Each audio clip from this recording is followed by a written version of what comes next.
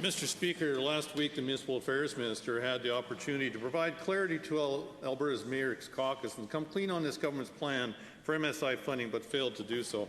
Sadly, again, later here that day and today, too, all we hear are more platitudes and misdirection on the subject. Minister, MSI is critical for planning and building strong and resilient communities. For the record again, will the minister do the right thing and clarify MSI funding intentions for our municipal partners that are here in Edmonton today? Minister of Municipal Affairs. Thank you, Mr. Speaker. And certainly, I have great respect for all of the municipal leaders and the work they do in working with us to ensure that Albertans have the services they need, which is why we consider them a valuable partner and understand the importance of MSI to their communities. Given the extreme fiscal challenges of the province, we are having conversations around that. However, we remain committed to providing the support to municipalities that they need to take care of the Albertans they serve. First supplementary.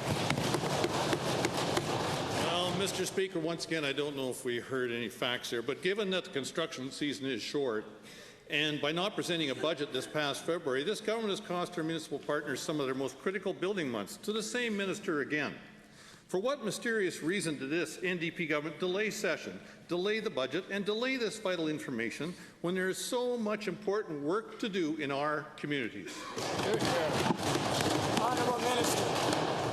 Thank you, Mr. Speaker. We are working incredibly hard to work within the budget as we present that budget well within normal timelines. However, it's not formalized, and I expect to have amazing support for that full section from the member across from me.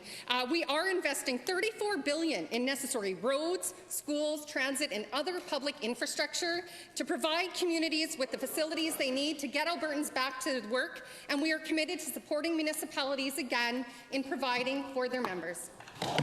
Second supplemental. Well, Mr. Speaker, thanks to the minister for some detail there, but given that the Premier herself said a significant portion of the carbon tax revenue would be recycled back to municipalities for, quote, green initiatives, municipalities, though, really need bridges, roads, water treatment facilities, among other core infrastructure projects.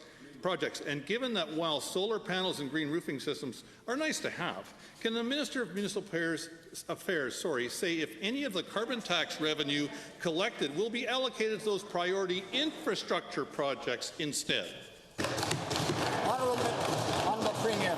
Thank you, Mr. Speaker. Just a couple of quick points. You know, it's quite correct that municipalities rely a great deal on infrastructure funding. And let me just be very clear that infrastructure funding is a key part of our jobs plan, and that's why I'm proud that we have invested $9 billion more into our plan than would have been invested under the official opposition's plan. So that's the first point.